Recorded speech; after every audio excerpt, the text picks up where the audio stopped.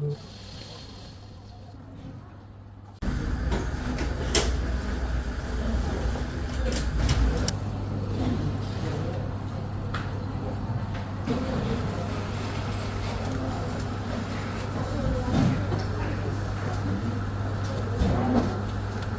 มันเสร็จไม่กับนอนมันเป็นบททำบทแทนบุกหัววันนี้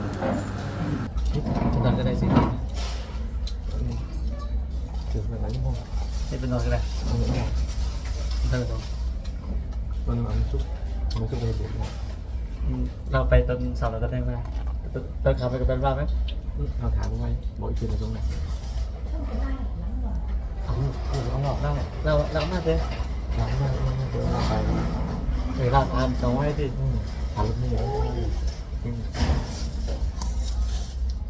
ว่าแม่ไม่ทันมาเราให้จิ้มชม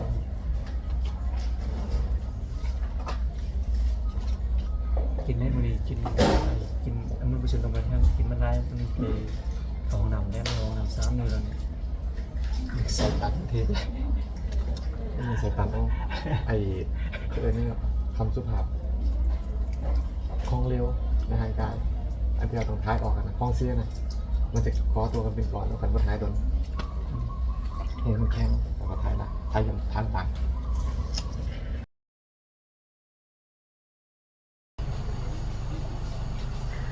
ก็แดดมันร้อน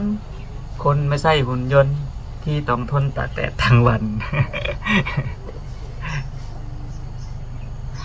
กับสบายดีและสวัสดีเนาะพ่อแม่พี่น้องเบิดสุขสุขคนบ่ว่าจะอยู่ในประเทศต่างประเทศเนาะหรือว่าพ่อแม่พี่น้องทาง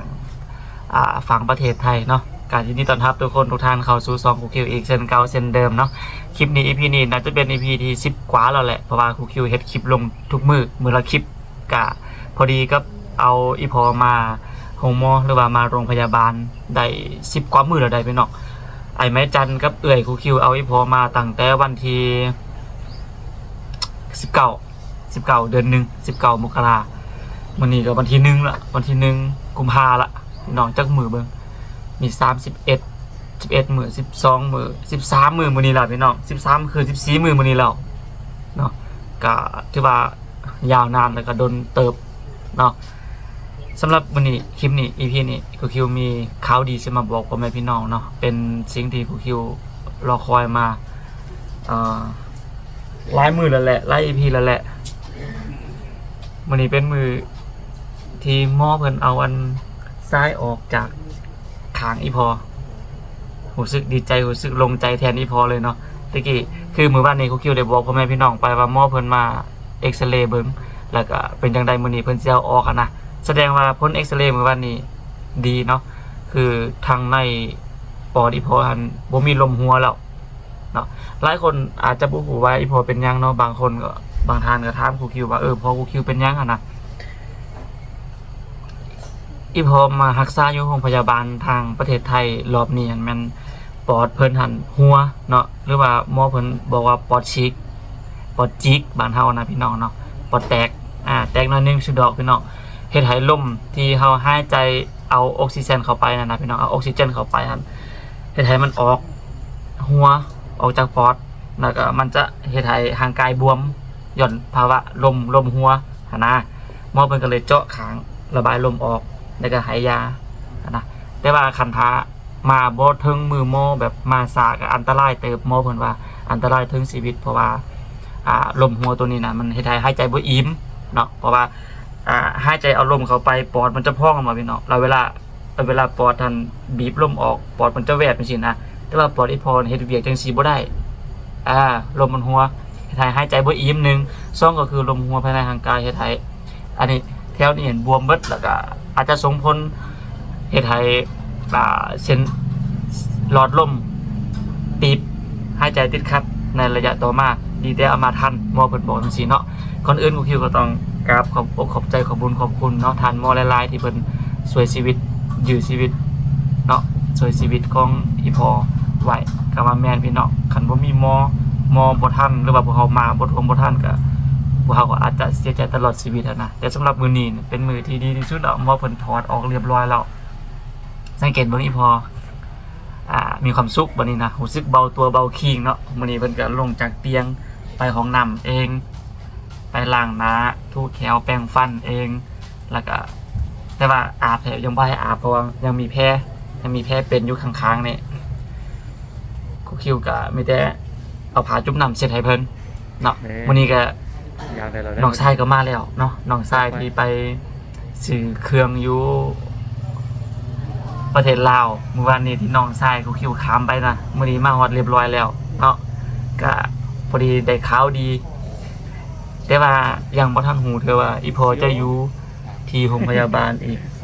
จักมื้อเนาะเพราะว่าหลังจากเอาทอออกแล้วหมอเพิ่นก็ต้องได้มาดูแลมา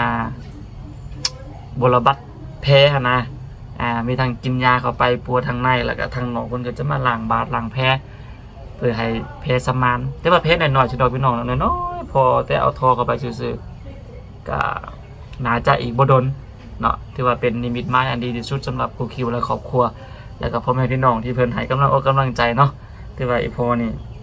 ตอนนี้นะก็มาใส่ชีวิตในปกติแล้วเพิ่นเอาทอออกเรียบร้อยแล้วไปห้องน้ำห้องในกินข้าวกินน้ำยับยายใส่ช่วยแบบสะดวกสบายแล้วเนาะดีใจสุดๆพี่น้องก็รอถ้าเบิ่งอาการจักมือ2มื้อหรือว่า3-4 มื้อก็แล้วแต่ทันหมอเพิ่นเดี๋ยวทันหมอเพิ่นจะมาพิจารณาทันหมอเพิ่นมาเบิ่งอาการเป็นจังใดว่าจะพอให้ออกได้มือใดก็ครูคิวจังคอยมาแจ้งเนาะพ่อแม่พี่น้องเนาะก็บ่เป็นหยังไรพี่น้องมาแจ้งให้พ่อแม่พี่น้อง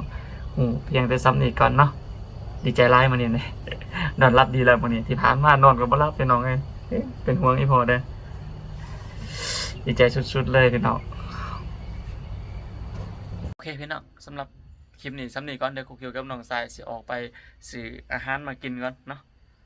แรงละมืดสิค่ำละแต่เป็นตุ๊กกับมือแล้วได้เนาะแต่เป็น2ชั้นหน้านี่อยู่ระเบียงโอเคพี่น้องเราพบกันสบายดี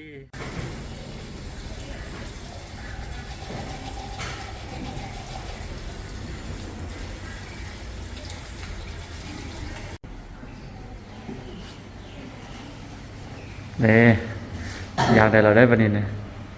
ค่อยเอาแต่เราไม่ได้ใส่ใจที่ ๆ จะให้ใส่หาให้ใส่หาก่อน เสียว อ่ะ ใส่